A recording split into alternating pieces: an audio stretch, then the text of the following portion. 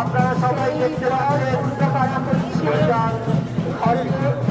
এটা ঘর স্নান রীতি নামে প্রসিদ্ধ। সেই রীতি চলে আসছে অবগাহন করবেন পুণ্য দেওয়া। আমি আরেকবার উচ্চারণ করি, হে বিশ্বরেশ্বরী ভগবতী গানকে ভুবনতার বিতরণকে শঙ্কর গৌরী নিবাসিনী বিমানে নবমতী আস্তাম তপপদ কমলে। আপনারা দেখলেন প্রধান পুরোহিত অবগাহন স্নান করলেন।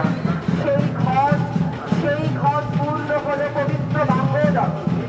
এবার আবার জয় মাত করিতে চামর বাজার সহকারে সেই ঘর চলে আসবে রথমন্ত্রীতে। আমি আপনাদের বলেছি ওই মঙ্গল ঘর পবিত্র ঘর, তাই ঘর হওয়া উচিত অক্ষত শুদ্ধ এবং পবিত্র।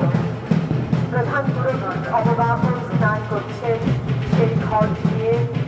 আমাদের মনে হচ্ছে কতদিন আগে ঠাকুর শ্রীরামকৃষ্ণদেব ঠিক এইভাবে পুজো করতেন। আবার